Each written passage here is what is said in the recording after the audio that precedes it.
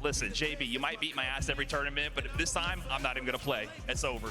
That's it. That was the whole plan. Going into this, that was the plan. I put all my stat points into the team. All I wanted was my players to win. That was the plan. So, TwitchCon opens up on Friday. Sajam Slam is on Saturday. I fly out Thursday night after work. The first thing I do is I get off the plane, I Uber over to the hotel, and it turns out we are staying at the hotel right next to the San Diego Convention Center. I was like, hey guys, to my team, you know, Doki, or I guess Sykkuno in this case, Eskay, Brawlpro, Koefficient. I was like, hey guys, where are you guys staying? You all at the Omni too? And they're like, nah, not at the Omni, not at this, not at that. I'm at an Airbnb down the road.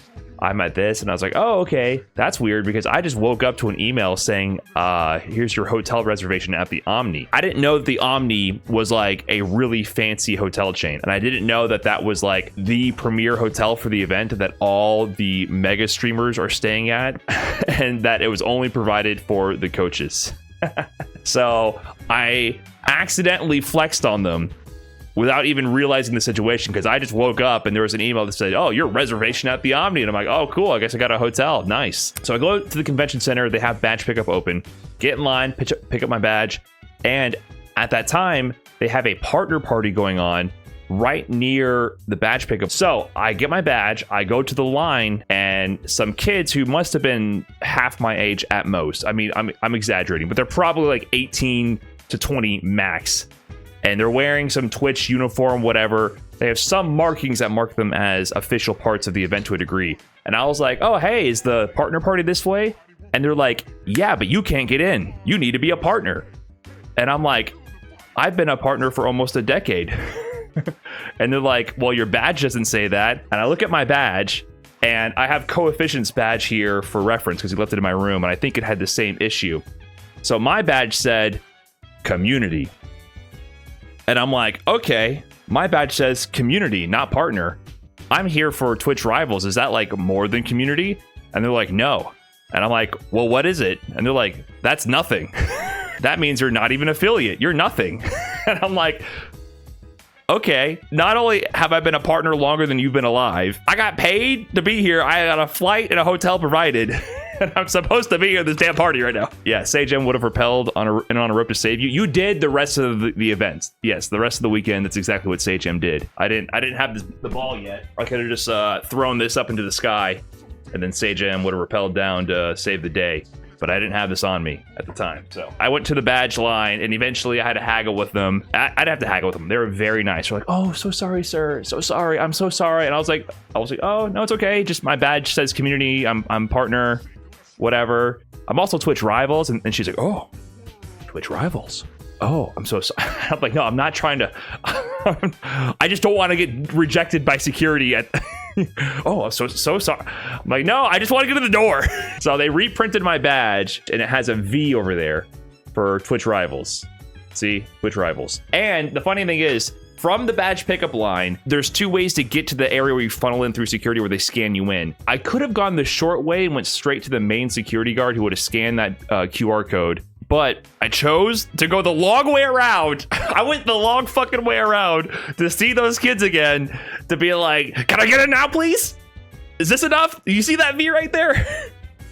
That means very important person. Look at my Texas Showdown 2024. That's all I gotta say. So I work from 7 a.m. to like 1 p.m. and then we go out to lunch. Had a pleasant lunch with the FGC, and then we all then got corralled over to the venue to go into TwitchCon for the very first time, to the main convention center, which was cool. We did a little quick walkthrough.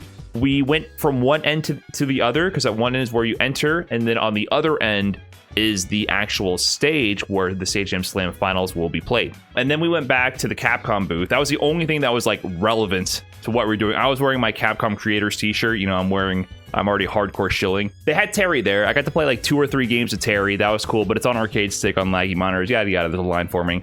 But the rest of the TwitchCon, we only did a quick breeze through. I don't want to totally write it off, but it's like, I was instantly thinking, like, what is there to do here? I instantly felt a sense of, where's the setup? A fighting game setup is the water cooler. You can always gather around and talk with anybody at the setup.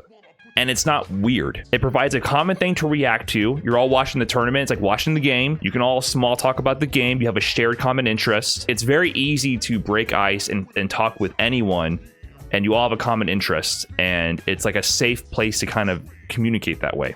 TwitchCon does not have that. So if you have someone trying to talk to you, it's kind of weird. There may have been some orbiters here and there, you know, but you don't have a common thing. You're very much in a private group setting. It's like some of these booths maybe had like an activity or something to help kind of ease that, but it's very much an isolating experience, I feel. And then what I really realized over time, it's like the whole point of this is either for big creators to go and feel famous, and for obsessive fans to go and obsess over their big creators that they're like parasocial with. So I just feel like the format is like, I was quickly like, what do you do here? It's like, okay, cool. I don't know, people like it, cool. Also, like the male to female ratio, also gotta point out, FGC is like 95% dudes. I think TwitchCon was actually almost close to like a 50-50 guy to girl ratio. It was like very different, and like everyone was young. Like I said, broccoli heads as far as the eye could see, wolf cuts, all that. All the dudes were like way more stylish, had an earring, had tattoos, and then I'm there like, hello, young man. Excuse me while I get a beer. What's up, iPhone? TwitchCon made me feel so old. Yeah, exactly. Like they were just younger. They were just younger and cooler than us. I don't know what else to say. Saturday, the day of the slam. I still have not met Sykkuno. I heard that Sykkuno was at the partner party, breaking it down, having the time of his life. He might have had some other obligations. I had not met Sykkuno at all at this point. But I tell the team I'm gonna get up bright and early. My room will be open at, you know, maybe 9:30 to 10, whatever. From that point forward, anyone can come over. I will have a setup here. I brought my laptop. Team starts coming in, you know, Eskay comes first, Koefficient comes by later. I get to meet Koefficient for the first time. We're warming up, playing some games. Eventually, Sykkuno does show up. He shows up in his full Doki Bird cosplay, including a wig and all that. He's ready to go. He's hyped up. We warm up. Boom, we're drilling some Blanca. I'm doing some Blanca balls. I'm doing command grabs. I'm doing slides. You know, I'm looping all these options over and over. Boom, playing Eskay. I'm playing some Luke. She's punishing all the moves. She's landing her combos. She's, you know, she does the jab to medium punish, counter punish on uncharged knuckle. All that. Boom. Coefficient, we play some games. I play my Akuma against him. He's anti-airing my demon flips. Boom, you know, he's got it all down. I'm like, all right, great. By the way, where's Brawlpro? We checked the Discord. 12:13 p.m. We have to be there at 1:30. Coming from LA, I don't think I have time to warm up too much. Estimated arrival time, 1:23 p.m. This man is 30 years old. He lives his life like he's 22. I said, Brawlpro, if you sneeze, if you rub your eye the wrong way, if a butterfly flaps their wings, the traffic pattern is going to change and you will not get here till 6 p.m. Like, what are you thinking right now? Why are you on the road from LA to San Diego right now, leaving it all up to the fucking traffic gods and California and SoCal of all places on the planet? So I think he came with like Lazy Matt Man or somebody. You know, I think he has a whole bunch of other stoners with him. So it wasn't his car. So I don't think he had full like leadership of the situation. Oh shit. Whoops. Hey, throw up a cop for Matt Man. Listen, this is my assumption of the situation. It was your group? Gotcha. Whoops. So now it's time to go from the Omni to the venue. To get from the Omni Hotel to the San Diego Convention Center, it's literally like a 10-minute, 5-minute walk. In that time, Sykkuno must have been approached by at least 15 to 20 women. That's probably the wrong word. Girls. Like, they were very young, and I was like, first one happened, I hear, oh, Sykkuno, it's like, I hear the rumblings behind us. I'm like, yeah, let's keep it moving. Let's go, buddy. Then I hear a few more rumblings, and then, you know, he stops, he says hi to one person, takes a photo. It was at a traffic light. It's all good. We keep going. Then we actually cross the street and get in front of the convention center. Then a few girls, Sykkuno, Sykkuno. They start, they're hustling. We see them coming down from the 8-hall side, and I'm like, oh, this is starting to, I see where this is going. The clock is ticking. We have limited time. And then he takes a few photos, and I'm like, that's it. All right, you take the rear. I'm in the front. we're camouflaging this vein. We're gonna sandwich together, and we're gonna get into this venue without any further interruptions, and we're gonna deflect anyone from the side at this point. Mr. Sykkuno President, get down. Ow, I couldn't believe it. It started to click. I was like, dude, like, you're famous. It hadn't really clicked yet, but I was like, oh, this guy's a celebrity. So it was very much a fangirl, like what you have for K-pop or something. You get what I'm saying, guys? That's what I'm trying to describe this phenomena. And I've never seen this before. And Sykkuno was always like, oh, yeah. Oh, yeah. Oh, yeah, it's very nice. Very nice to meet you. Yeah, that's awesome. You know, I never really expected to be in this spot, in this position here, but it's so nice of you guys to come up and say hello. And so, but we make it through. It's all good. So we get in there, we sign in, they scan us in, they take us to the backstage arena. This is where I take this photo. Sajam Slam finals, it's time. Basically, they get us to set up on all these laptops and everything. And we each have our own personal setup. So in front of this laptop setup here, not laptop, sorry, desktop, the streaming setup, we have our names with these official signs on there in front of them. So every single participant in the slam has a setup like this. And I guess, you know, normally when they do these things, they're multiplayer online games. And so they had a Minecraft event before this, and I think they did a few other gaming events. For every other event, the players are playing here, and they have the face cams here, and you have the headset, and everything's hooked up to be broadcasted that way. However, a bit of foreshadowing, which maybe I should have picked up on a little bit. I look ahead, and I see the two chairs here, the central setup here, which has Sajam, Steve, and Yipes already getting comfy up there. And I see the TV. And this perspective doesn't really do it justice, but it's at least a full 60-inch TV. And here you can see there's the taskbar going across. They have, this is like a mixer here. That's Street Fighter 6 menu in the background. And it's a good couple feet away from the chairs, right? Comfortable viewing angle. But it is a large television. And before going in here, I'd asked Sajam, there was one setup to warm up on, and I said, okay, do you think we're gonna be playing on something like this? And he's like, yeah, I think so. I think it's gonna be the same thing. And I was like, okay. So it turns out these setups are exactly what we warmed up on outside. However, for enhancing the viewership or, you know, the team aspect of it, they wanted us to play out here on the big TV. So I walked out, I saw that, and I was like, okay, it's, you know, we're just gonna do our best, have fun. I instantly, any thoughts of like checking the setup, optimizing, things that I would consider for like a CPT event, anything like that immediately like left my mind. And I said, okay, we're just gonna, you know, have fun, be good sports, go about it, whatever. If this was a CPT event, obviously I would put my Karen hat on. Listen, I'm good at doing that. I'm good at being the annoying motherfucker trying to fight for the right settings for competitive play. I'm very good at doing that. But I was like, whatever, I get it. Let's have fun. So then the event begins. We had our walkouts. It's time for the Sajam Slam. So Team Shine out first. Team Shine coming out, of course, that's Seratina, Cat Link, Fumi, Infernasu, and of course their coach on the far left there, Shine NYC. But team number 2, yo guys, make some noise for team Brian. And there we walk out. There's our team. Sykkuno leading the way. Sykkuno is in a full Doki cosplay, to be clear. So this is Doki's outfit. He had the wig. He was going to commit to the bit to make Doki feel, you know, like she's there in spirit. But shout out to Sykkuno for doing that. Shout out to Doki as well. Doki is one of the main reasons why we're in this position in the first place. So big shout outs to Doki. So it was very awesome of Sykkuno to help make her feel involved. However, he said he couldn't put the wig on. He's like, it's too much. It fucks with his eyes and all that. So instead, he decided to hold the wig in his palm like that, as if he had beheaded the bird and took her place instead. So it's more like a power play at the end of the day than showing respect. But anyways, we're walking out. We're hyping it up. I'm excited. I'm feeling good at this point.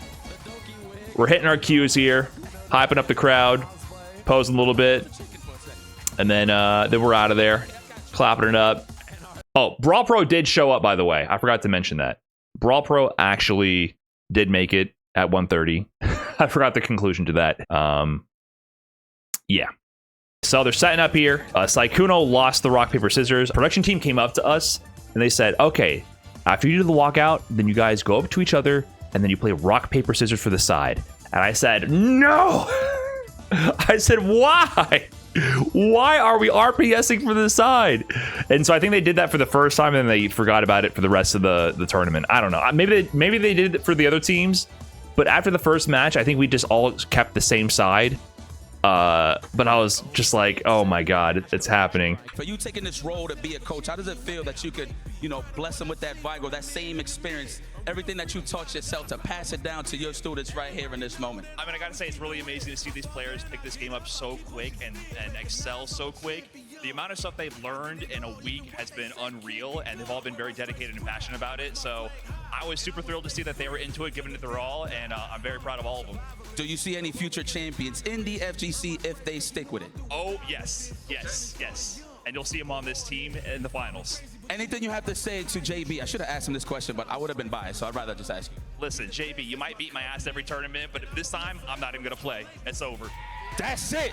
Well, ladies and gentlemen, man, I feel like I didn't give him a fair shot.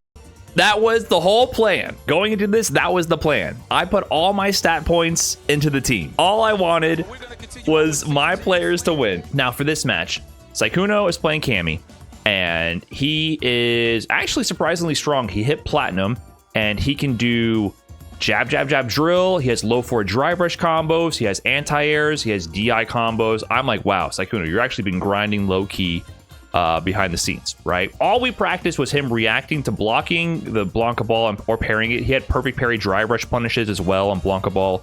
He can jump the command grab, and he can block and punish the slide. That's all we drilled at 240 hertz, high resolution, low input delay, laptop setups. So here we go. I think very solid. He has a nice foundation as a player. Okay, he didn't block the Blanca ball. He didn't jump the command grab. And then he didn't block the slide. So the three things we drilled, it all came to fruition the way we did not want in the first 20 seconds. And I said, okay, well, you know, I think he might just be nervous. I think he might just be nervous. And I'm sure he was. But he got to jump over the command grab there, got the punish and all that. But that also concerned me. Gumi, like, played really good. And the fact that she understood to do wake up reversal, I think that's huge growth, I think, from even the last time they played. Like, this was, as soon as she did this, I'm like, oh, this is not going to be free. Like, I thought this might be free, but she did a wake up reversal, and I said, okay, she actually has, that's a huge wrench in the whole game plan. For sure. So basically, Sykkuno, I think the whole problem here was that he played way too passively. Like, every time he got a hit, it worked out, but he would walk back a lot. He had the counter DI there, which is amazing. Dropped his combo there, maybe some nerves. But for the most part, he was just like going back and trying to react to things. And then after this game, yeah, everything went wrong. He did take his headphones off, and I went to talk to him. And he said, oh, I can't react to anything. And I'm not really thinking too much about it. I'm just thinking, okay, whatever, you're nervous. Maybe there's a little bit of input delay, whatever. But I told him, I was like, hey, like, don't, just go in. Just jump at her, go in, be aggressive. You're walking away and letting her play her game. Just go in. Because he was walking away the whole time, right? And I'm like, that's not going to work. Just go in. And I think it worked a lot better in the second game. The rounds were close, and I think he got a round, right? Yeah, so it was much closer, but he still eventually was getting hit. He missed his punish on the slide there, and she got the level 1 super, but he's not jumping the command grabs.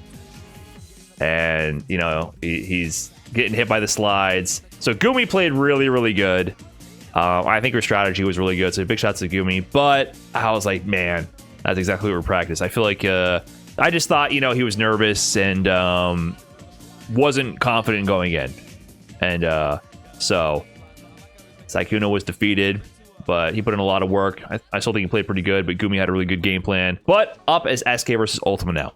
And at this point, I was like, okay, Eskay, I am so confident in Eskay at this moment. Eskay worked so hard for so long, and I just believed that she was better than everybody at her tier. I just believed that. That's what I believed. We practiced the matchup a lot. She had the punishes down. She knew how to play the matchup. I thought she was ready to go. So they get into the match, and they start playing, and it's looking okay. She's missing some meaties. I'm like, oh, nothing, whatever, no big deal.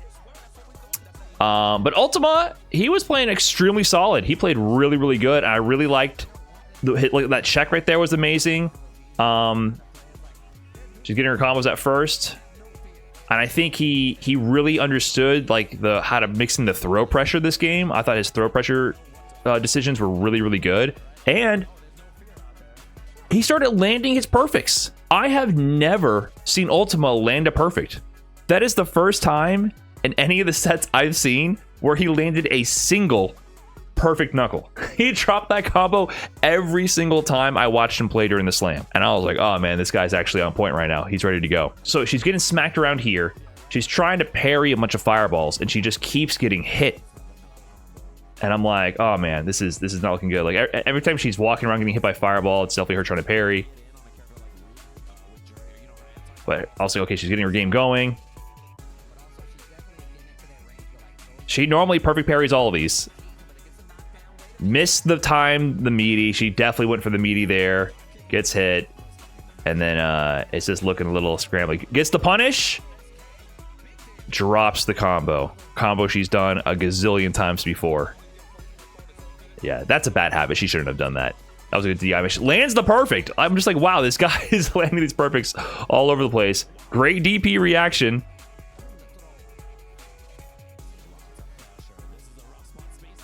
And then, yeah, that was a good sequence. But ultimately, he's playing really good. But at this point, I go to see what Eskay has to say. She takes the headphones off. She goes, there is so much input delay on this. I can't parry anything. And I'm like, you know, it's a big TV. Like, you're just going to have to play through it. And I told her to just, you know, keep playing your game, but try to stick closer to him. Try to do regular jump-ins, not dive kicks, and get in. Because you're gonna have to do the best you can with the situation. Like there's nothing to do here. So Sykkuno didn't say anything about it, but he's not as experienced. Eskay, hardcore gamer, immediately noticed. But I do want to give a huge shout outs to both. Like I said, with Gumi, she played amazing. UltimaShadow played super fucking good. Like he gets in a lot of throws this set. I think his throw pressure game was really good. She dropped her combo there. And then his throw loop situation, like, that was as good. I don't know what that punish was, but like I think Ultima played one of the best sets I've seen from him. To be very, I want to be very clear about that. I think he played really good. Like I loved his strike throw mix basically. Like his presence of mind there was really good. That was kind of whatever. That was kind of whatever. And then Sasuke's just trying to make a comeback here. Gets the low and then drops the combo. Again, the stand medium to crouch medium that she's done a gazillion times before. But yeah, Ultimate's playing really good. She gets the stun immediately and salvages the combo. Missed the jump in, of course. Gets the shimmy, but can't complete the combo. And then that was a really good jump forward from Ultima. Gets the level 3. And it's just like every combo just dropped. And then, you know, he goes in for the throw. So Ultima, I think he played great. It's just like every opportunity Eskay had, she couldn't convert it. Ultima popping off. That was a big win for him. And Eskay was very disappointed. And here we're talking about it. I'm trying to, you know, console her. I'm like, yeah, you know, this is how it is. We'll just try to bring it back. It's all good. Then we have Brawlpro versus Esfand. And in the slam, this was like really one-sided, these matches between Brawlpro and Esfand. So I was fairly confident in Brawlpro's ability to take down Esfand in this, despite the conditions, whatever it may be. I figured we could make the comeback here. And then immediately this happens.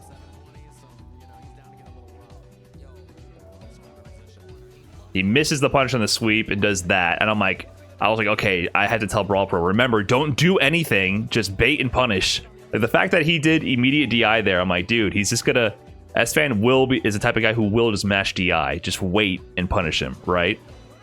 And perfect parry to OD DP. You know, Esfand's just doing his thing here. Brawlpro's trying to establish some control. And then I don't think he meant to do empty jump nothing on that first empty jump. I don't think that was the intention there. Esfand was counter DIing every time. No, you're misunderstanding the situation. Esfand was preemptively DIing coincidentally when Brawlpro was doing DI. They both just mashed DI for some reason, and Esfand happened to do it a little bit later. So what I'm saying is, Esfand is the type of guy to do something unsafe and then mash DI to hope that you miss your punish. So on my Brawlpro, don't try to take any risk. Just wait and punish. You know, it's just how you do it. So, and then he's like burning himself out. And then see Esfand matches DI defensively. That's what he does. And burnout's a good time to do it. And then this is Nutty City. And I mean, he was just in a bad spot. And I don't think he meant to do jump back splash. I'm a little confused about any of these inputs here. Like, this is just spaghetti. And Brawlpro is not a spaghetti player entirely. So I felt like something was up. But Esfand, he's going ham. He's smelling blood. He's doing his thing. Yeah, he likes to do DI. Misses the combo. Look how late this tech was. Look how late this tech was. Oh my god. None of that comboed. Look at this. Look at this. 1, 2, 3. None of those first 3 hits comboed. Not a single. That's a B&B that Brawlpro has done a million times. Esfand, I don't know why he's not blocking. I don't know what he's thinking there. But not a single one of those things comboed. Only the cancel to lariat at the end comboed. I didn't notice that either during the match. I didn't notice that either. I assumed it was a combo. None of that comboed. Brawlpro has done this combo a million times. Not a single one of those hits comboed. So he's trying to play the game, and he's trying to punish. He knows how to punish that. He knows how to punish that. He tried to SPD there. That was an SPD attempt. And then he jumped into level 3. The funny thing is they're not showing on camera. Esfand, he popped off. There's multiple level 3s from Esfand during this set. He pops off every time the level 3 comes out. As in, he pops off before he knows if it hits or not. He just pops off because he got the input. He's like, I got the input. So here, I don't know why Brawlpro jumped into it.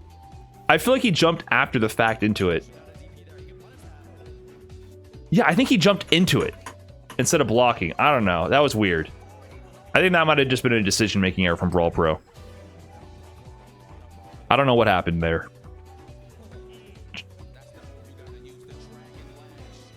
Survived, got out of that situation. Oh, he got a combo. Okay.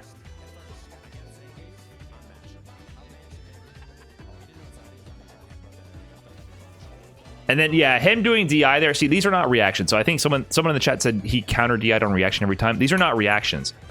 Esfand will do negative moves and then do DI. Now, to be fair to Esfand, this is not a terrible time to do DI because this is -4 or 5 on block, I forget. But it's close enough where you get a punish with the crouching light kick to get a guaranteed punish. But you can't really get a big punish here. So matching DI here does kind of work a lot. But Brawlpro doing DI there, I think he's just panicking. Like, also to be like, dude, don't DI him. Like, why would you DI? So this is just preemptive DI from Esfand. His strategy there is to do heavy kick and then do DI if you block it, right? So I'm like, dude, you're playing into what he wants to do. Just wait and punish. And that's super punishable. We got an actual punish there. So he's trying to bait reversal there. That he should have done jump MK. That was a decision-making error. I told him a million times to do jump MK. And then this is just Spaghetti City. Brawlpro's getting flustered. He's mashing out. And that was an interesting combo from Esfand. And at this point, Brawlpro looks to me and is like, dude, I can't do anything. There's so much lag. He looks at me and says that. And then as that's going on, Esfand, he takes off his headset. He goes, hey, bro, is it a bit laggy for you? And then he pulls out a television remote from, I swear to God, thin air. I did not see a TV remote at any point during this whole event. He pulls out a TV remote out of thin air, probably a universal remote he had in his pocket. He points it at the television and he goes, oh, it's not on game mode. And he puts it on game mode. Yeah, he's like, is it a little laggy? Bro, is it a little laggy? I'm there behind him because I'm like trying to console him. Like, I was about to tell him, like, hey man, just wait. I know it sucks. Just wait and punish. Oh, there it is. Okay, I didn't see that part. The production grabs it. I think Esfand pulls it out of his hands. He's like, oh, let me see that.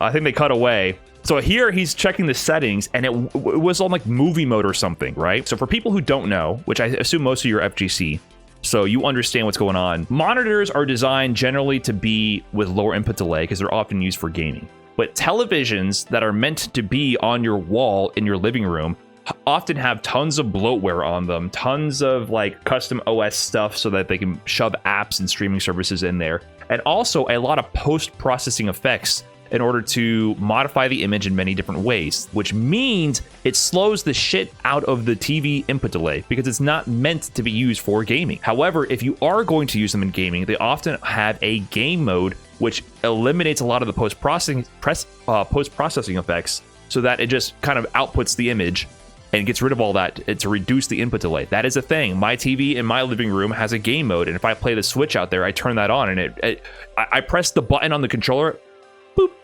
boop, boop. There's like a huge delay in the menus. You can tell in the menu right away. Just navigating the Switch menu, I can feel it. If I turn on game mode, that mostly goes away. They were not in game mode for any of these games up until this moment. So they were playing on these large televisions, which even in game mode are still not acceptable for tournament gameplay. Let me be clear.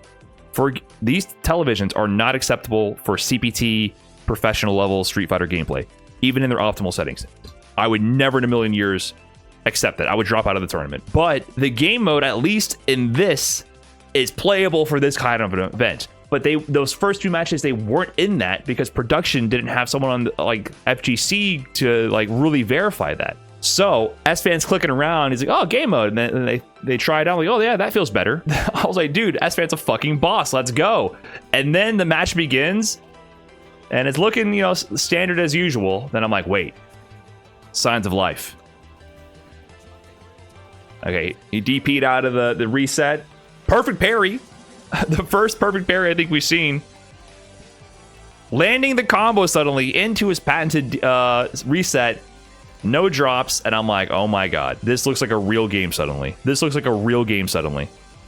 That DI was still terrible. He's still not, you know. That was an actual counter DI. That was the first counter DI we've seen the whole set. The rest of them are preemptive. Another reset.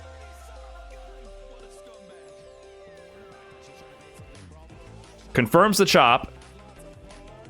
Esfand trying to fight out. That's fine. You can eat those. He should have just blocked, though. I don't know why he's getting hit there. Look, actual perfect parries. That was scary. Yeah. Brawlpro is still making the same decision-making errors, though. Like, he's still doing too much. Oh, he should have lost here. Oh. And then... like I said... Esfand does not pop off for hitting the level 3. He pops off when the level 3 comes out. He did this into level 3 and he was like, yes. And I'm like, Brawlpro, you better fucking block. I saw that happening live. I was like, Brawlpro, if you like take your hands off the stick because you're like flustered and don't know what's going on and get hit by this raw, I'm going to lose my mind.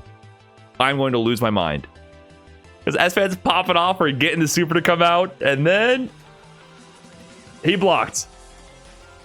He blocked.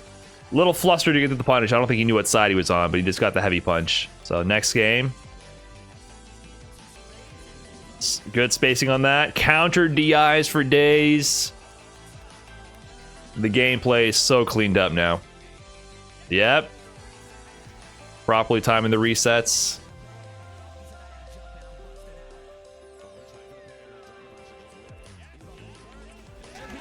And then gets the combo. All that clapping is me, by the way. I'm just clapping at everything. I'm definitely in clap mode. Full combo conversions. People are finally hitting combos now. All these players can do combos, by the way. We're just now finally seeing it. Sykkuno has combos. Eskay has combos. We've seen 0 combos until this moment. And then he just waited and counter DI'd. That, he just messed up. He got the cancel late. But it worked out. Esfand, I don't know why he drive reversaled there. I think he tried to DI. I was like, okay, we're good.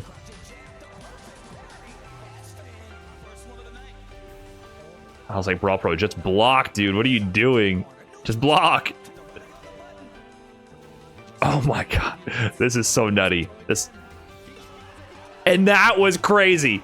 That was crazy. The mashing, this time he should pop off. I don't want to not give Esfand credit, but considering the history of the last several level 3s, he did here, Jinrai into level 3. I'm sorry, I have to assume that he did target combo on block into raw level 3 and then accidentally got Jinrai into level 3. If not, I'm sorry. If that's not true, Esfand, I'm so sorry to disrespect your game. That was still godlike regardless. Rob Jinrai into level 3 point blank against reversal DI from Brawlpro. Straight through the DI. And I'm like, dude, what are you doing, Brawlpro? Why are you doing anything? Just wait. But he gets the jump out, confirms with the combo. One more touch is all it takes. And he didn't have the meter back yet, gets the win, and we're finally on the board. And Esfand, he might have ruined his chance of winning the set, but he definitely won our hearts here. My man figured out the issue. From here on out, the setups were playable. They weren't good. Don't get me wrong. They were still laggy. But for this kind of event, it was fine. You get what I'm saying? I was very upset at this moment. You know, I wish that Eskay and Sykkuno could have played on him, but we move, right? We have now Koefficient going up against Cosmonaut, and they're also tweaking the setup there to make sure everything's good. Yeah, Ko is just like, I think, the best player in his tier. Huntress would be the next best one, but I feel like just Ko was just kind of a cut above. But Cosmonaut played very good with his burnout, like, stagger pressure and throw pressure. I think he played very strong, actually. I was impressed. So, yeah, remember the format. The format is first to 3 wins, right? And the coaches only play if it's a tie. So, 2 games go by, 2 players lose, and they played on the setting that made it not very good.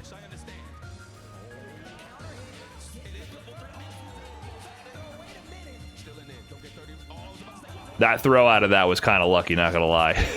But it worked out. Oh, that was nutty too. Missed the anti-air. I think that was just nerves. Ko at that point was already like, oh, it still feels laggy, because it is slightly laggier. And like I said, we were warming up on super optimized setups. So I think us warming up, we didn't get a chance to warm up on these setups. So I definitely feel like that impacts you to suddenly be in a high pressure situation. Everyone, I mean, that impacts all the players at that point, right? It's just like a little like, oh shit, gotta figure it out real quick.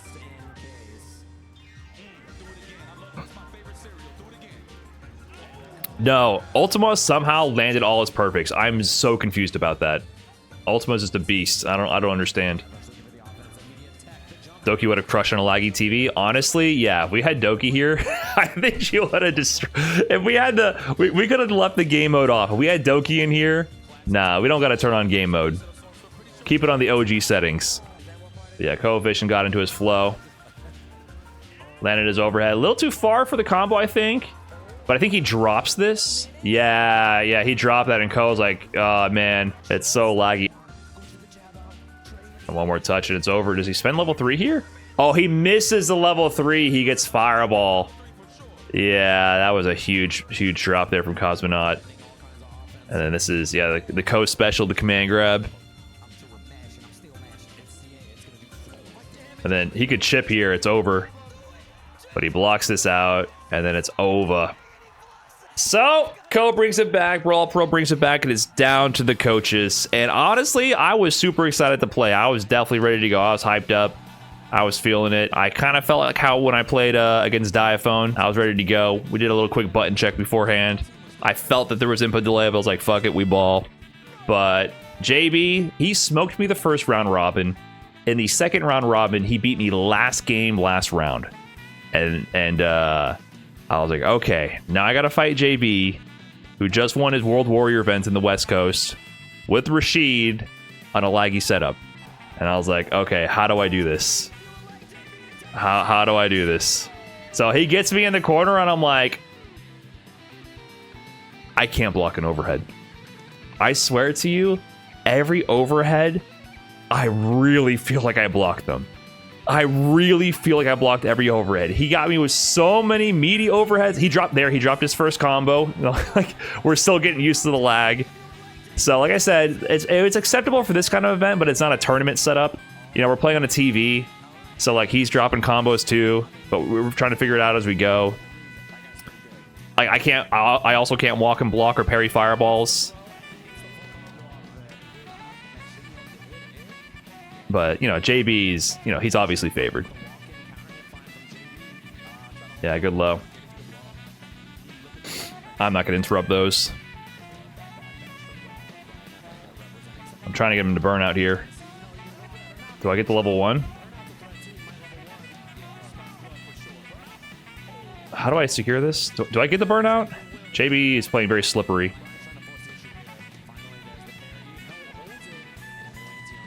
Yeah, that's such a good block stream for level 2 because you can't DI that. And then how? Yeah, I got shimmied. I swear to you, I blocked that overhead. That's the one where I was getting annoyed. I was like, dude, how am I gonna deal with the overhead and the fuzzy mix and all that in this connection? I was like, that's when I started to get a little like, oh no. Yeah. No, but JB, he's in the zone. He's getting his flow chart going. He's playing really good. I should have thrown him for sure.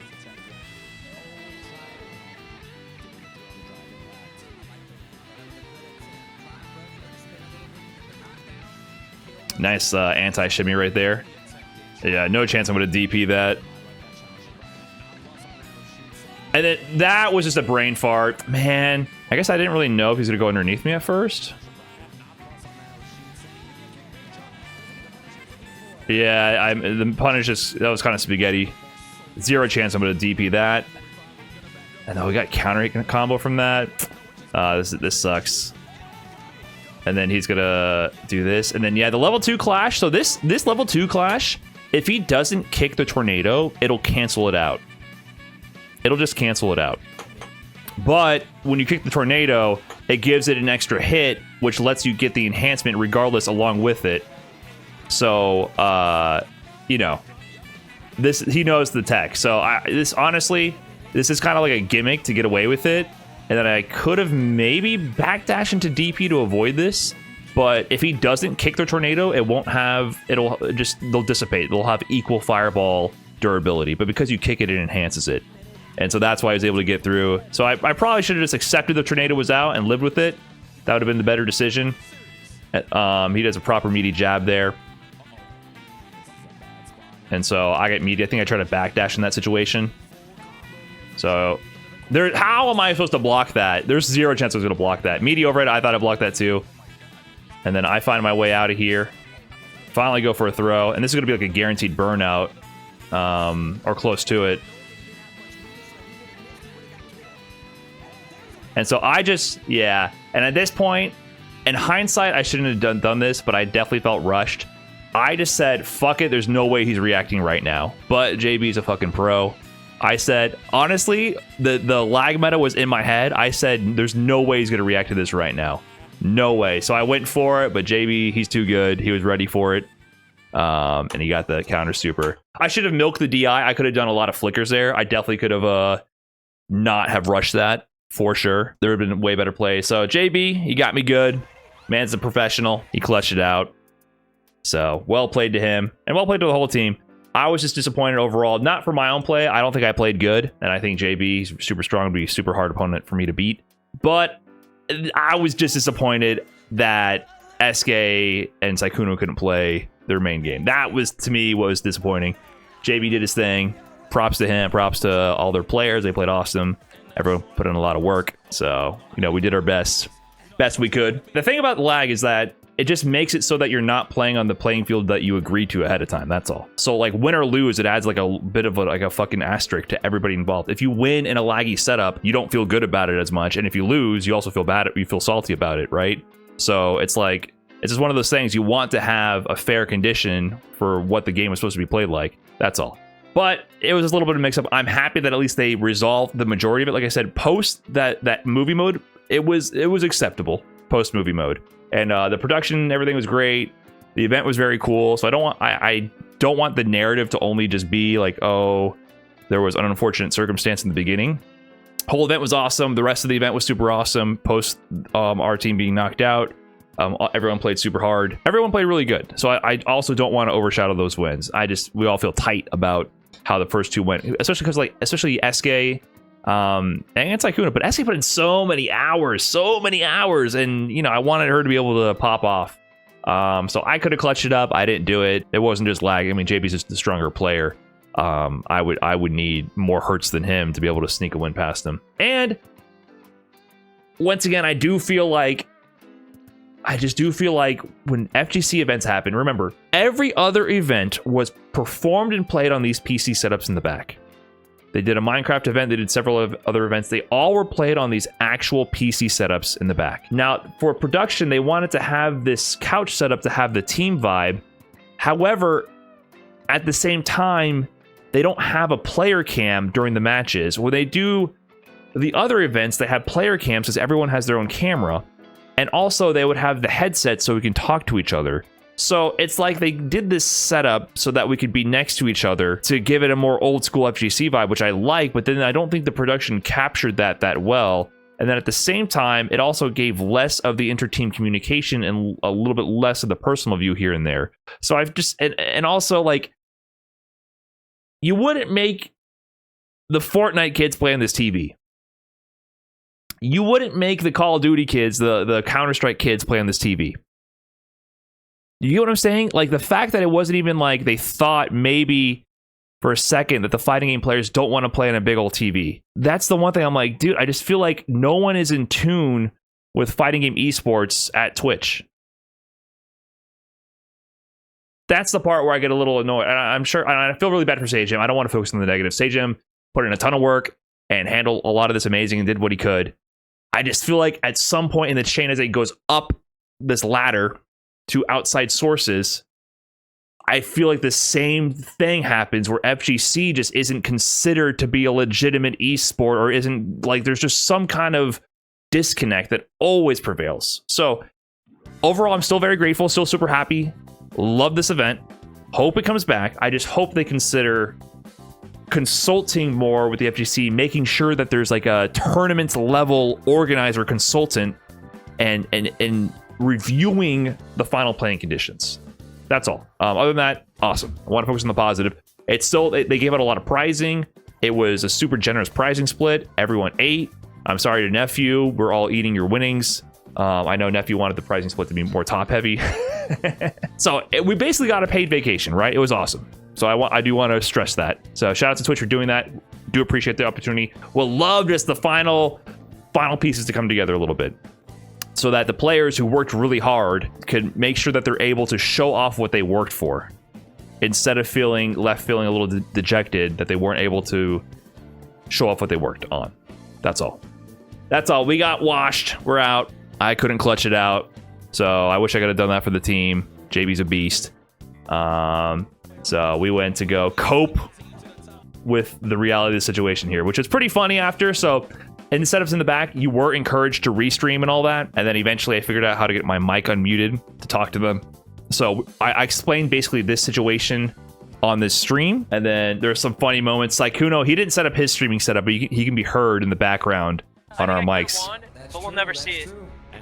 Dude, me and Lily said the same thing because we played right there. We were like, man, I wish this was in the finals because those are some close games we had. But we'll never see it because I got cheesed by lag, man. Got cheesed. Talk to him, King. Talk to him. Someone's going to call me salty. And they're right. Who wouldn't be salty? Facts. Yeah, bro. It's Talk to him. Who wouldn't be? Who wouldn't be, man? I don't think it's a bad thing to have feelings. Being upset, I didn't feel fair. You know? You can call me salty. I am, you know? What am I going to say? I practiced a lot for it just to get smoked by lag. Sykkuno was ranting.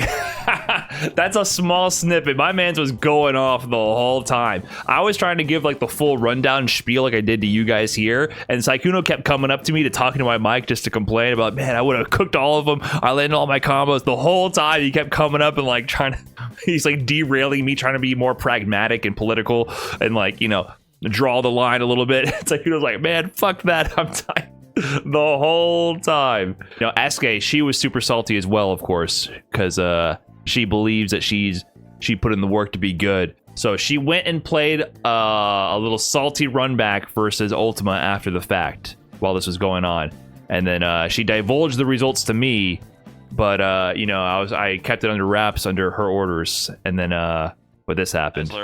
That's kind of crazy. Ask Eskay if we can tell them the score. She already said no earlier. Maybe No, if it's private information. if she wants to bring it up, it's up to her. Fine, you can say the score. You can say the score. It was 7-1. 7-1. Boy! So On the PC setups in the back, the salty run back against Ultima was 7-1. 2-0 on the TVs, not in game mode for Ultima. 7-1 for Eskay on the PC setups in the back. And then apparently 16-1 Eskay's divulging in the chat to try to rub it in. Not to take away from... Listen, I do want to give more credit to Ultima. This stuff happens. Also on optimal setups, there's been plenty tournament sets won by people 2-0 where they lose 10-0 after. That does happen. Just gotta get it out there.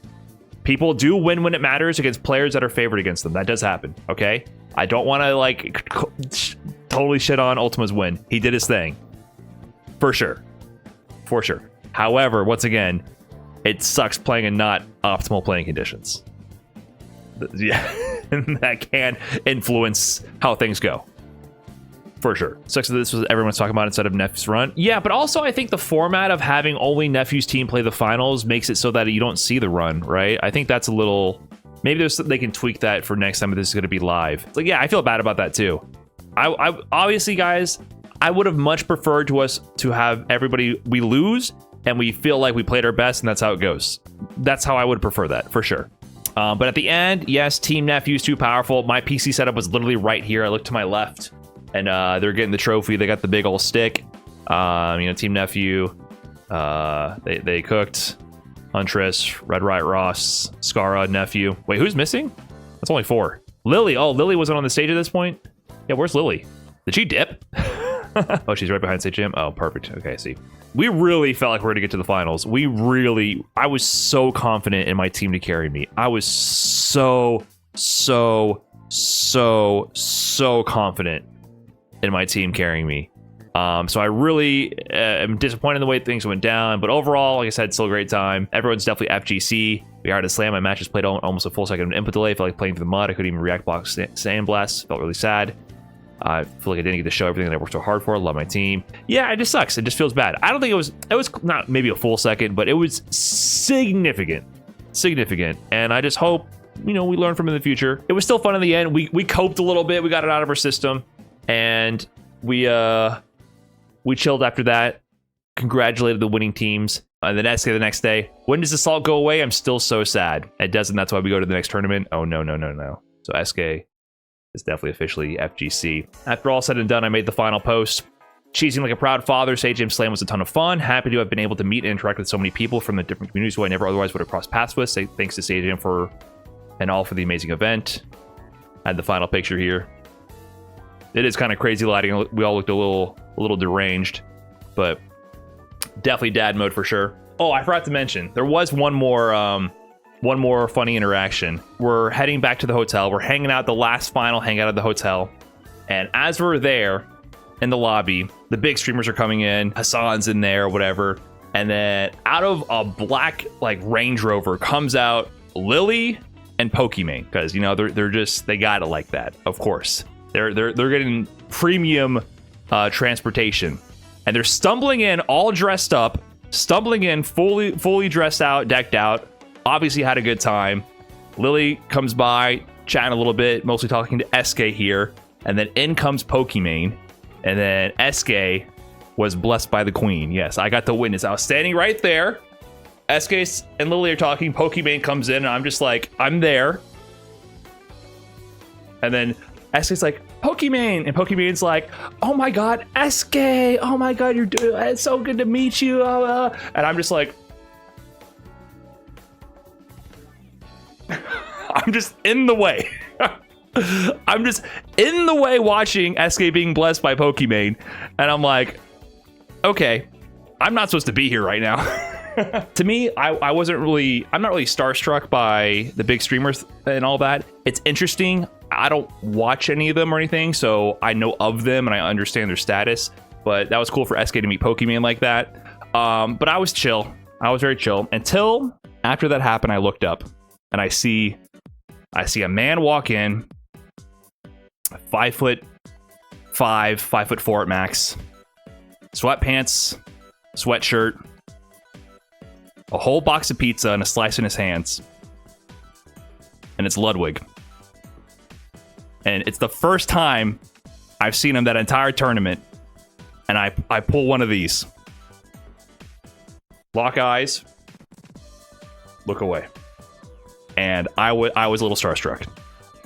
I was a little starstruck, not gonna lie. If you're watching this stream right now, or any of my YouTube videos, it's kind of because of him, to be quite honest. I watched his YouTube in 2020 and his kind of rise on Twitch and figured out how to copy the process and all that. And if you watched any of my videos covering tournaments, have you ever seen his Mogul Mail channel where I have all the tabs open? Even this right now, me having the tabs organized, I did organize this.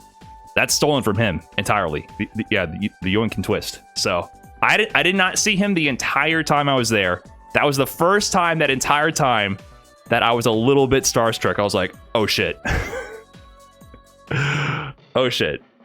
And then I just, I looked away. And then after all said and done, I packed up. I left early. I left on Sunday because I had work today on Monday. I'm about to get into the elevator. It's early. I'm tired. And the elevator doors open, and I look up and I see a man inside, and I say, morning. And I walk in. And then I realize